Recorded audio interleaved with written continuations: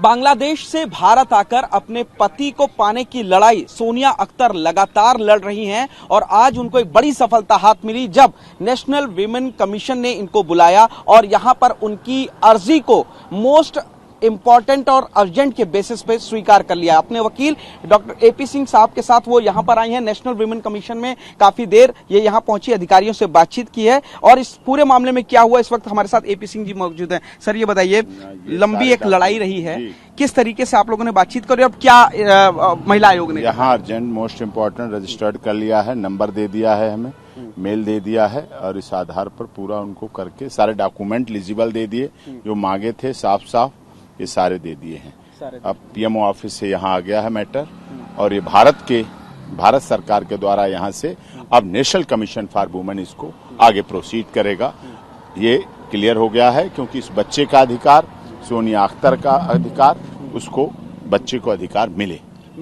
Sir ये लड़ाई किस तरीके से शुरू हुई थी, क्योंकि पहले बांग्लादेश में इन्होंने अर्जी लगाई, वहां से प्राइम मिनिस्टर को अर्जी गई बांग्लादेश के और फिर भारत के प्राइम मिनिस्टर से बात की गई थी। फिर भारत के प्राइम मिनिस्टर ऑफिस से नेशनल कमीशन फॉर वुमेन, हमारे देश की सबसे बड़ी संस्था है महिलाओं के हितों की, महिलाओं की रक्षा की, और उसको यहाँ ने मोस्ट इम्पोर्टेंट अर्जेंट बेसिस पे यहाँ कर लिया है, उन्होंने रजिस्टर्ड कर लिया है और सारा कुछ मेल वगैरह पूरा सब कुछ कंप्लीट प्रोसीडिंग हो गई। अब इस बच्चे के अधिकार और सोनिया अख्तर के पत्नी के रूप में अधिकार भारत में उसको मिले, जो अधिकार हैं उसके उनको मिले और इस आधार पर उसका फैसला हो। देखिए कितने दिन हो गए हैं भारत में से आए हुए, 1.5 महीने लगभग होने जा रहा है, भटक रही है सड़कों पर, इसको न्याय मिलेगा ऐसा बिल्कुल नहीं होगा। आज नेशनल कमीशन ऑफ वुमेन ने सारी प्रोसीडिंग पूरी इसीलिए मोस्ट अर्जेंट बेसिस पे कर दी है और आगे प्रोसीड होगा। सर ये बिल्कुल दिखाना चाहेंगे एक बार सर, किस तरीके से ये जो फाइल है ये बाकायदा नेशनल वुमेन कमीशन में यहाँ पर गई और देखेंगे अर्जेंट मोस्ट इम्पोर्टेंट के तहत ये दिया गया है। बाकायदा राष्ट्रीय महिला आयोग ने इसकी रिसिप्ट करी है यहाँ पर और केस नंबर यहाँ पर E2011-675 ये अब केस नंबर है जिसके तहत यहाँ पर सोनिया अख्तर लड़ाई लड़ेंगी। और हमारे फोन पर मेल दिखा दो, मेल और मेल उसमें प्रोसीड कर दी है। उन्होंने कहा पूरा हम जहाँ कहीं उत्तर प्रदेश है वहां से भी रिपोर्ट मंगा ली, पीएमओ ऑफिस नहीं मंगा ली थी। अभी पीछे दिनों 3 दिन क्या हुआ, पीएमओ ऑफिस में 4 दिन 5 दिन क्यों लगे, क्योंकि मामला गौतम बुद्ध नगर का था, तो गौतम बुद्ध डीसीपी से और चीफ मिनिस्टर ऑफिस लखनऊ से रिपोर्ट मांगी थी, तो उन्होंने भी सारा पूछा था, वेरिफिकेशन हुआ कि हम बुलाया, पूछताछ की, लेकिन वहां कोई प्रोसीडिंग नहीं हो पाई, कुछ भी राहत नहीं मिल पाई, इससे रिलीफ नहीं मिल पाई वहां से, तो उन्होंने वहां भी बुलाया था, तब तक अब यहाँ हो गया है। इस आधार पर नेशनल कमीशन फॉर वुमेन के आधार पर इसके महिला के अधिकार दिए जाएं और उसको मेल भी आ गई है, ये पूरी लाइट बढ़ा दे। सर ये बताइए, बहुत लंबी लड़ाई ये चली आ रही है लगातार, अब क्या उम्मीद लग रही है, कब तक इंसाफ की अगर बात करी जाए, कब तक ये पूरा मामला एग्जीक्यूट हो पाएगा? हमारा देश महिलाओं के अधिकारों के प्रति बहुत जागरूक रहा है, ये मेल आ गई है, इस पर पूरा उन्होंने कवर कर दिया है।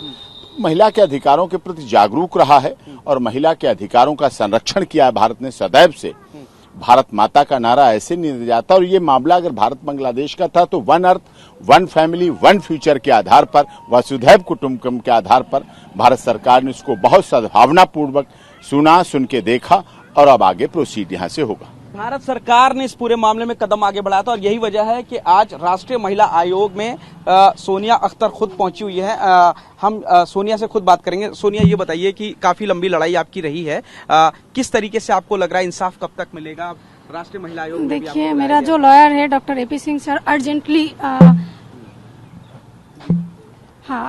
करने के लिए यह कर दिया है, तो बहुत जल्दी मेरे को न्याय मिल जाएगी इंशाल्लाह।